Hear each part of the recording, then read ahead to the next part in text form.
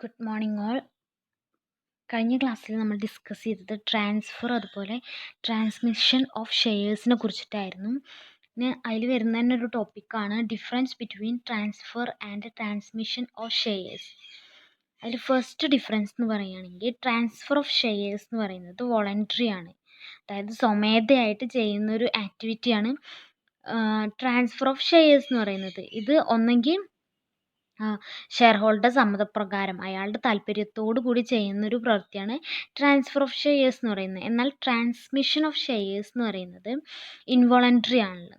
കാരണം ഇത് ഒരാൾ മരിച്ചാലോ അല്ലെങ്കിൽ അയാൾക്ക് എന്തെങ്കിലും പിന്നെ ഇൻസോൾവൻ്റ് ആവുക അല്ലെങ്കിൽ അയാൾക്ക് എന്തെങ്കിലുമൊക്കെ സംഭവിക്കുകയാണെങ്കിൽ നമ്മൾ ഇൻവോളണ്ടറി ആയിട്ട്, അതായത് നമ്മൾ സ്വമേധയല്ലാതെ ചെയ്യുന്നൊരു പ്രവൃത്തിനെയാണ് ട്രാൻസ്മിഷൻ ഓഫ് ഷെയർസ് എന്ന് പറയുന്നത്. സെക്കൻഡ് ഡിഫറൻസ് എന്ന് പറയുന്നത് transfer form has to be executed and delivered to a company for the transfer of shares. അതായത് ട്രാൻസ്ഫർ ഓഫ് ഷെയർസിൽ എന്ന് പറയുന്നത് ട്രാൻസ്ഫർ ഫോമാണ് എന്ത് ചെയ്യുന്നത്, എക്സിക്യൂട്ട് ചെയ്യുന്നതും ഡെലിവർ ചെയ്യുന്നതും കമ്പനിക്ക് വേണ്ടിയിട്ടാണ് ട്രാൻസ്ഫർ ചെയ്യുന്നത്. പക്ഷെ ട്രാൻസ്മിഷൻ എന്ന് പറയുന്നത് സഫിഷ്യൻ്റ് ആണ്. കാരണം ട്രാൻസ്മിഷൻ എന്ന് പറഞ്ഞാൽ ഒരാളിപ്പോൾ ഷെയർ ഹോൾഡറൊക്കെ ഡെത്ത് സംഭവിക്കുകയാണെങ്കിൽ ആ ഒരു ഷെയർസ് ട്രാൻസ്മിഷൻ നടത്തണം. അപ്പോൾ അതെന്ന് പറയുന്നത് സഫിഷ്യൻ്റ് ആണ്, കമ്പനിയുടെ ഒരു സംബന്ധിച്ച് അത് സഫിഷ്യൻ്റ് ആയിട്ടുള്ള കാര്യമാണ്. പക്ഷേ ഇത് ഡെലിവർ ചെയ്യുന്നത് അതുപോലെ എക്സിക്യൂട്ട് ചെയ്യുന്നതൊക്കെ കമ്പനി ആയിരിക്കും ട്രാൻസ്ഫറിൽ പറയുന്നത്. നെക്സ്റ്റ് പറയുന്നതാണ് transfer of shares take place at any time. അതായത് ട്രാൻസ്ഫർ ഓഫ് ഷെയർസ് എപ്പോൾ വേണമെങ്കിലും ചെയ്യാൻ പറ്റും. പക്ഷേ ട്രാൻസ്മിഷൻ അങ്ങനെയല്ല. Transmission of share take place only under certain circumstances such as death, insanity, insolvency of share holder. അതായത് അയാൾക്ക് എന്തെങ്കിലും ആക്സിഡൻറ്റ് സംഭവിക്കുകയാണെങ്കിൽ അല്ലെങ്കിൽ അയാൾക്ക് മരണം സംഭവിക്കുകയാണ്, അയാൾ ഇൻസോൾവൻ്റ് ആവുകയാണ്, അതായത് സ്വത്തൊക്കെ നഷ്ടപ്പെട്ട അവസ്ഥ, അങ്ങനത്തെ കേസിലാണ് ട്രാൻസ്മിഷൻ ചെയ്യുന്നത്, ഷെയർസ് ട്രാൻസ്മിഷൻ നടത്തുന്നത്. അപ്പോൾ ട്രാൻസ്മിഷൻ ഓഫ് ഷെയർസ് എന്ന് പറയുന്നത് എപ്പോൾ വേണമെങ്കിലും ചെയ്യാൻ പറ്റില്ല, ഈ ഒരു കേസ് വരുമ്പോൾ മാത്രമേ ചെയ്യാൻ പറ്റുള്ളൂ. നെക്സ്റ്റ് ഡിഫറൻസ് എന്ന് പറയുന്നതാണ് valid consideration exist in the case of transfer of shares. അതായത് ട്രാൻസ്ഫർ ഓഫ് ഷെയർസിൽ ഒരു വാലിഡ് ആയിട്ടുള്ള നിയമപ്രകാരമുള്ള ഒരു കൺസിഡറേഷൻ നിലവിലുണ്ട്. എന്ന് വെച്ചാൽ കൺസിഡറേഷൻ എന്ന് പറഞ്ഞാൽ എമൗണ്ട്, ഷെയർസ് വാങ്ങുന്നതിനുള്ള ആ എമൗണ്ടാണ് കൺസിഡറേഷൻ. അപ്പോൾ ആ ഒരു വാലിഡ് കൺസിഡറേഷൻ ട്രാൻസ്ഫർ ഓഫ് ഷെയർസിലുണ്ട്. പക്ഷേ ട്രാൻസ്മിഷൻ ഓഫ് ഷെയർസിൽ ഒരു കൺസിഡറേഷനും ഇല്ല. കാരണം ഇവരെന്ത് ചെയ്യാണ്, ഈ ഡെത്തോ അല്ലെങ്കിൽ ഇൻസാനിറ്റിയോ ഇൻസോൾവൻസി ഒക്കെ സംഭവിക്കുമ്പോഴാണ് മാറ്റുന്നത്. അപ്പോൾ കൺസിഡറേഷൻ്റെ ആവശ്യം അവിടെ വരുന്നില്ല. നെക്സ്റ്റ് എന്ന് പറയുന്നതാണ് lien on shares. Lien on shares എന്ന് പറയുകയാണെങ്കിൽ lien on shares is the right of a company to retain the shares and even the dividends payable thereon belonging to a shareholder in respect of the outstanding call amount or any other debt due to from the shareholder to the company. അതായത് lien on ഷെയർസിനെ കുറിച്ച് പറയുകയാണെങ്കിൽ, അതായത് ഇപ്പോൾ ഒരു ആൾക്ക് നമ്മൾ ഒരു സെക്യൂരിറ്റി അല്ലെങ്കിൽ എന്തെങ്കിലുമൊക്കെ കടം കൊടുക്കുകയാണ്. അപ്പോൾ അതുപോലെ കടം കൊടുക്കുന്ന ആ ഒരു കാര്യം നമുക്ക് തിരിച്ച് വാങ്ങിക്കാനുള്ള റൈറ്റ് ഉണ്ട്. അതുപോലെ തന്നെയാണ് ലീൻ ഓൺ ഷെയർസ് എന്ന് പറയുന്നത്. അതായത് കമ്പനി ക്രെഡിറ്റിന് കൊടുക്കുന്ന ഷെയർസ് ആണെങ്കിൽ ആ ഷെയർസ് കൊടുത്ത ആൾക്കാർ തിരിച്ച് തന്നിട്ടില്ലെങ്കിൽ, ഷെയർ ഹോൾഡേഴ്സ് തിരിച്ച് തന്നിട്ടില്ലെങ്കിൽ അത് തിരിച്ച് വാങ്ങാനുള്ള റൈറ്റ് കമ്പനിക്കുണ്ട്. അതിനെയാണ് ലീൻ ഓൺ ഷെയർസ് എന്ന് പറയുന്നത്. അതായത് കമ്പനിയുടെ ഒരു റൈറ്റ് ആണെന്ത്, ലീൻ ഓൺ ഷെയർസ് എന്ന് പറയുന്നത്. പക്ഷേ the act does not specifically empower the company to exercise its lien on shares. However, the articles of the company confirm the right of lien on the company. ഇതിൽ ആർട്ടിക്കിളിൽ പറഞ്ഞിട്ടുണ്ടായിരിക്കണം കമ്പനിക്ക് lean ചെയ്യാനുള്ള right ഉണ്ട് എന്നുള്ള കാര്യങ്ങൾ ആർട്ടിക്കിൾസിൽ പറഞ്ഞിട്ടുണ്ടായിരിക്കണം. അങ്ങനെ ചെയ്യുകയാണെങ്കിൽ exercise its lien not only on the shares but also the present and future dividends payable on the shares. ഇത് ഷെയർസിൻ്റെ മുകളിലല്ല ഇത് തിരിച്ചു വാങ്ങുന്ന എക്സസൈസ് ചെയ്യുന്നത്. ഇതെന്ന് പറയുന്നത് ഷെയർ ഹോൾഡേഴ്സിൻ്റെ ഡിവിഡൻസൊക്കെ കൊടുക്കുന്ന പ്രസൻറ്റ് അല്ലെങ്കിൽ ഫ്യൂച്ചർ ഡിവിഡൻസ് ഒക്കെ കൊടുക്കുമ്പോൾ അതിൻ്റെ മുകളിലാണ് ഈ ലീൻ ഓൺ ഷെയർസ് ചെയ്യുന്നത്. ഇനി നെക്സ്റ്റ് എന്ന് പറയുന്നത് റൈറ്റ് ടു നോമിനേറ്റ്.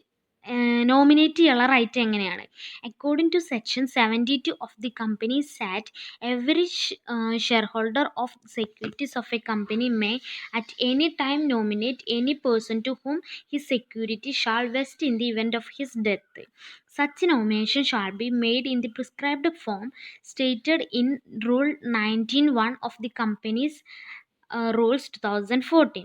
അതായത് റൈറ്റ് ടു നോമിനേറ്റ് ഏത് സെക്ഷൻ 72 പ്രകാരം, കമ്പനീസ് ആക്ട് 2013 സെക്ഷൻ 72 പ്രകാരം കമ്പനിയുടെ ഹോൾഡേഴ്സിന് അവർ സെക്യൂരിറ്റീസ് വാങ്ങുന്നുണ്ടാവും. അപ്പോൾ ആ വാങ്ങുന്നതിനനുസരിച്ച് അവർക്ക് ആരെ വേണമെങ്കിലും നോമിനേറ്റ് ചെയ്യാനുള്ള റൈറ്റ് ഉണ്ട്.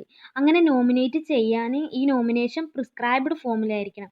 റൂൾ 19(1) പ്രകാരം, കമ്പനീസ് റൂൾസ് 2014 റൂൾ 19(1) പ്രകാരം പ്രിസ്ക്രൈബ്ഡ് ഫോമിലായിരിക്കും ഈ നോമിനേഷൻ നടത്തേണ്ടത്. In the case of securities held by more than one person jointly, the joint holder may together nominate. അതായത് ഒന്നിൽ കൂടുതൽ ആൾക്കാരാണ് സെക്യൂരിറ്റീസ് വാങ്ങുന്നത്. അങ്ങനെയാണെങ്കിൽ അവരൊക്കെ എന്താണ് നോമിനേറ്റ് ചെയ്യാം. അപ്പോൾ ഈ ഒരു നോമിനേഷൻ എന്ന് പറയുന്നത്, റൈറ്റ് ടു നോമിനേറ്റ് എന്ന് പറയുന്നത്, ഇപ്പോൾ കമ്പനിയിലെ ഷെയർ ആരെങ്കിലും പർച്ചേസ് ചെയ്യുകയാണെങ്കിൽ അയാൾക്ക് എന്ത് ചെയ്യാനുള്ള റൈറ്റ് ഉണ്ട്? വേറൊരാളെ നോമിനേറ്റ് ചെയ്യാനുള്ള റൈറ്റ് ഉണ്ട്. എന്ന് വെച്ചാൽ ഇവർക്കൊരു ഡെത്ത് സംഭവിക്കുകയാണ്, ഈ പർച്ചേസ് ചെയ്ത ആൾക്ക് ഡെത്ത് സംഭവിക്കുകയാണെങ്കിൽ അപ്പോൾ അത് നോമിനിക്കായിരിക്കും പോവുക. അതിനെയാണ് റൈറ്റ് ടു നോമിനേറ്റ് എന്ന് പറയുന്നത്. നെക്സ്റ്റ് ടോപ്പിക്കാണ് ഷെയർ ഹോൾഡേഴ്സ് ആൻഡ് മെമ്പേഴ്സ്. നമ്മൾ കമ്പനീസ് ആക്റ്റിൽ കുറേ പറയുന്നുണ്ട്, ഷെയർ ഹോൾഡേഴ്സ് അതുപോലെ മെമ്പേഴ്സ് എന്നൊക്കെ പറയുന്നുണ്ട്. അപ്പോൾ എന്താണ് അത് തമ്മിലുള്ള ഒരു ഡിഫറൻസ്, ആരാണ് ഷെയർ ഹോൾഡർ, അതുപോലെ ആരാണ് കമ്പനിയിലെ മെമ്പർ എന്ന് നോക്കാം. The terms members and shareholders of a company used interchangeably. Both these are synonymous in nature except in certain cases. അതായത് ഷെയർ ഹോൾഡറും മെമ്പറും എന്ന് പറയുന്നത് ഏകദേശം സെയിം തന്നെയാണ്. പക്ഷെ ചില കേസിൽ മാത്രമാണ് ഈ ഷെയർ ഹോൾഡർക്കും മെമ്പറിനും ഡിഫറൻസ് വരുള്ളൂ. In the case of a company limited by guarantee or unlimited company which may not have share capital have no shareholders but they have members. അതായത് കമ്പനി ലിമിറ്റഡ് ബൈ ഗ്യാരണ്ടിയിലോ unlimited കമ്പനീസിലോ അവിടെ എന്തുണ്ടായിരിക്കില്ല, share capital ഉണ്ടായിരിക്കില്ല. അപ്പോൾ അവർക്ക് share holders ഉണ്ടായിരിക്കില്ല, പക്ഷേ മെമ്പേഴ്സ് ഉണ്ടായിരിക്കും. ഒരു ഷെയർ ഹോൾഡർ എന്ന് പറയുന്നത്, A share holder is A person who has the shares in A share holders. Shares hold ചെയ്തിട്ടുള്ള ആൾക്കാരെയാണ് ഷെയർ ഹോൾഡർ എന്ന് പറയുന്നത്. ഷെയർസ് എന്ന് പറയുന്നത് കമ്പനിയിലെ ഷെയർ ക്യാപിറ്റലിനെയാണ് ഷെയർ എന്ന് പറയുന്നത്. അതിൽ സ്റ്റോക്കൊക്കെ ഇൻക്ലൂഡ് ചെയ്യും. ഇനി മെമ്പർ ആരാന്ന് നോക്കാം. As per section 255 of the companies act 2013, a member in relation to a company means the subscriber to the memorandum of a company who shall be deemed to have agreed to become member of the company and on its registration shall be entered as member in its register of members.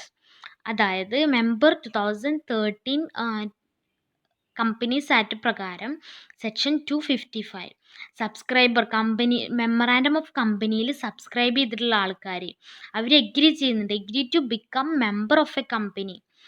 രജിസ്ട്രേഷൻ്റെ ടൈമിൽ കമ്പനിയിലെ member ആവാമെന്ന് agree ചെയ്തിട്ട് ഉള്ള ആളുകൾ, അങ്ങനെ കമ്പനിയിൽ register ചെയ്യുന്ന ആൾക്കാരെ, മെമ്മറാൻഡത്തിലെ സബ്സ്ക്രൈബേഴ്സിനെ ഒരു മെമ്പറായെന്ന് നമുക്ക് പറയാം. അതായത് കമ്പനിയുടെ രജിസ്ട്രേഷൻ്റെ സമയത്ത് ഇവർ കമ്പനിയിലെ മെമ്പർ ആവാമെന്ന് എഗ്രി ചെയ്തിട്ടുണ്ടെങ്കിൽ അവർക്ക് കമ്പനിയിലെ മെമ്പർ ആവാം. സെക്കൻഡ് കേസ് എന്ന് പറയുന്നത് the every other person who agrees in writing to become a member of the company and whose name is entered in the register of members of the company. അതായത് ഏതൊരു പേഴ്സണും who agrees in writing to become, കമ്പനിയിലെ member ആണെന്ന് agree ചെയ്യുക, member ആവാന്നുള്ളത് agree ചെയ്യുക, അങ്ങനെ എഴുതിയിട്ട് അവർ എഗ്രി ചെയ്യുകയാണെങ്കിൽ whose name is entered in the register of members of the company, അവരുടെ പേര് എന്തിൽ രജിസ്റ്റർ ചെയ്യും? കമ്പനിയിലെ മെമ്പേഴ്സിൻ്റെ രജിസ്റ്ററിൽ രജിസ്റ്റർ ചെയ്യും. പിന്നെ പറയുന്നതാണ് every person holding the share of the company, കമ്പനിയിലെ ഷെയർ ഹോൾഡ് ചെയ്യുന്ന ആർക്കും whose name is entered as beneficial owner, അവരുടെ നെയിം എന്ത് ചെയ്യാണ്? ബെനിഫിഷ്യൽ ഓണറായിട്ട് ഡെപ്പോസിറ്ററി റെക്കോർഡ്സിൽ ബെനിഫിഷ്യൽ ഓണറായിട്ട് എൻറ്റർ ചെയ്യുകയാണെങ്കിൽ അവർക്കും കമ്പനിയിലെ മെമ്പറാണ്. അപ്പോൾ ഇതാണ് 3 കേസസ് എന്ന് പറയുന്നത്. ഇനി നെക്സ്റ്റ് പറയുന്നതാണ് the following are the modes of acquisition of the membership in A company. ഏതൊക്കെ എങ്ങനെയൊക്കെയാണ് കമ്പനിയിലെ മെമ്പറായിട്ട് അതിനുള്ള മെമ്പർ ആവാൻ പറ്റുക, അങ്ങനത്തെ കേസസ് ആണ് പറയുന്നത്. അതിൽ ഫസ്റ്റ് പറയുന്നതാണ് ബൈ സബ്സ്ക്രൈബേഴ്സ് ടു മെമ്മറാൻഡം. മെമ്മറാൻഡത്തിൽ സബ്സ്ക്രൈബ് ചെയ്യുക. The subscribers to the memorandum of association are agreed to become the member of the company through the process of subscribing procedure. Subscribing procedure complete ചെയ്തതിന് ശേഷം കമ്പനിയിലെ member ആവാന്ന് അവർ agree ചെയ്യുകയാണെങ്കിൽ അങ്ങനെ എന്ത് ചെയ്യാം, കമ്പനിയിലെ മെമ്പർഷിപ്പ് എടുക്കാൻ പറ്റും. സെക്കൻഡ് എന്ന് പറയുന്നത് ബൈ അലോട്ട്മെൻറ്റ്. അലോട്ട്മെൻറ്റിലൂടെ കമ്പനിയുടെ മെമ്പർ ആവും. When shares are allotted to a person his name is entered in the register of members and thereby he become a member of the company. അതായത് shares allot ചെയ്യുക, ഒരു person allot ചെയ്യുക, അയാളുടെ name മെമ്പേഴ്സിൻ്റെ രജിസ്റ്ററിൽ enter ചെയ്യുകയാണെങ്കിൽ അയാൾക്ക് member ആവാൻ പറ്റും. തേർഡ് കേസ് എന്ന് പറയുന്നത് by transfer. In case of public company as the shares are transferable and when shares are transfer the company register this transfer the transferee becomes the member of the company. അതായത് transfer വഴി എന്ത് ചെയ്യാൻ പറ്റും, കമ്പനിയിലെ member ആവാൻ പറ്റും. Public കമ്പനിയുടെ case ആണെങ്കിൽ ഷെയർസ് ഈസിലി ആയിട്ട് ട്രാൻസ്ഫർ ചെയ്യാൻ പറ്റും. അങ്ങനെ ട്രാൻസ്ഫർ ചെയ്ത ഷെയർസ് കമ്പനി ഈ ട്രാൻസ്ഫർ രജിസ്റ്റർ ചെയ്തിട്ടുണ്ടെങ്കിൽ ആ ട്രാൻസ്ഫറിക്ക് മെമ്പർ ആവാൻ പറ്റും. ഫോർത്ത് വൺ എന്ന് പറയുന്നതാണ് ബൈ ട്രാൻസ്മിഷൻ. ട്രാൻസ്മിഷൻ എന്ന് പറഞ്ഞാൽ അറിയാലോ, നമ്മൾ ടൈറ്റിൽ അല്ലെങ്കിൽ പ്രോപ്പർട്ടി പാസ് ചെയ്യുന്നതിനാണ്. ഒരാൾ മരിക്കുക അല്ലെങ്കിൽ അയാൾക്ക് ഇൻസോൾവെൻ്റ് ലുനാൻസി ഒക്കെ സംഭവിക്കുകയാണെങ്കിൽ ചേഞ്ച് ചെയ്യുന്നതിനാണ് ട്രാൻസ്മിഷൻ എന്ന് പറയുക. അപ്പം അങ്ങനത്തെ ടൈമിലും കമ്പനിയിൽ ട്രാൻസ്മിഷൻ നടത്തിയ ആൾക്ക് കമ്പനിയിൽ മെമ്പർ ആവാൻ പറ്റും, ആ വഴിയും മെമ്പർ ആവാൻ പറ്റും. നെക്സ്റ്റ് എന്ന് പറയുന്നത് who may be a member. Every person who is competent to contract may become a member in the company. അതായത് കമ്പനി പ്രകാരം ഇത്രയും ആൾക്കാർക്ക് കമ്പനിയിൽ മെമ്പർ ആവാൻ പറ്റും. മൈനർ ഇന്ത്യൻ കോൺട്രാക്ട് ആക്റ്റിൽ മൈനർക്ക് എന്ത് ചെയ്യാൻ പറ്റും, മൈനർ അതുപോലെ persons of unsound mind incompetent to contract ആണ്. അതായത് കോൺട്രാക്റ്റിൽ എൻ്റർ ചെയ്യാൻ പറ്റില്ല. അപ്പോൾ so they cannot be members of a company, കമ്പനിയിലെ മെമ്പർ ആവാൻ പറ്റില്ല. However A minor can apply for shares and the companies can allot shares to a minor. പക്ഷേ എന്ത് ചെയ്യാൻ പറ്റും, കമ്പനിക്ക് മൈനർക്ക് കമ്പനിയിലെ ഷെയർസിന് വേണ്ടിയിട്ട് അപ്ലൈ ചെയ്യാനും അതുപോലെ ഷെയർസ് അവർക്ക് അലോട്ട് ചെയ്യാനും പറ്റും. ഇയാളുടെ നെയിം എന്ത് ചെയ്യാൻ പറ്റും, കമ്പനിയുടെ രജിസ്റ്ററിൽ എൻ്റർ ചെയ്യും. On attaining majority he has the option to repudiate he shares with a reasonable time. If he fails to do so it is consider that he's accepted the position and his liability as a share holders commence with it. അതായത് ഇയാൾ majority ആകുമ്പോൾ ഇയാൾക്കൊരു option ഉണ്ട്, shares convert ചെയ്യാന്നുള്ളൊരു option ഉണ്ട്. ആ ടൈമിൽ കമ്പനിയിലെ മെമ്പറായിട്ട് ഈ മൈനർക്ക് ആവാൻ പറ്റും. സെക്കൻഡ് എന്ന് പറയുന്നത് കമ്പനിക്ക് എന്ത് പറ്റും, കമ്പനി എന്ന് പറഞ്ഞാൽ നമ്മൾ പറഞ്ഞിട്ടുണ്ട് ഒരു ആർട്ടിഫിഷ്യൽ പേഴ്സൺ ആണ്. നിയമപ്രകാരം ക്രിയേറ്റഡ് ബൈ ലോ പ്രകാരം ഉണ്ടായിട്ടുള്ള ഒരു ആർട്ടിഫിഷ്യൽ പേഴ്സൺ ആണ് കമ്പനി. അപ്പോൾ കമ്പനിക്ക് എന്ത് ചെയ്യാൻ പറ്റും, അനദർ കമ്പനിയുടെ മെമ്പർ ആവാൻ പറ്റും. Next foreigners are in a position to become members of a company registered in India. ഇന്ത്യയിൽ രജിസ്റ്റർ ചെയ്തിട്ടുള്ള ഫോറിനേഴ്സിനും കമ്പനിയിലെ മെമ്പർ ആവാൻ പറ്റും. But if the country of foreigners become an enemy country, his right as a member of the company shall be suspended. അതായത് നമ്മുടെ enemy country ആളാണെങ്കിൽ ഇവിടെ ഒരു കമ്പനിയിലെ മെമ്പർ ആവാൻ പറ്റില്ല. നെക്സ്റ്റ് എന്ന് പറയുന്നത് partnership firm. A partnership firm cannot purchase shares in its own name as it has no legal entity. ഇവർക്ക് എന്തില്ല, ലീഗൽ എൻറ്റിറ്റി ഇല്ല. But it can purchase shares in the name of individual partners as a part of the assets of the firm. പക്ഷെ അവർക്ക് എന്ത് ചെയ്യാൻ പറ്റും, shares ഒക്കെ purchase ചെയ്യാൻ പറ്റും, അങ്ങനെ മെമ്പർ ആവാനും പറ്റും.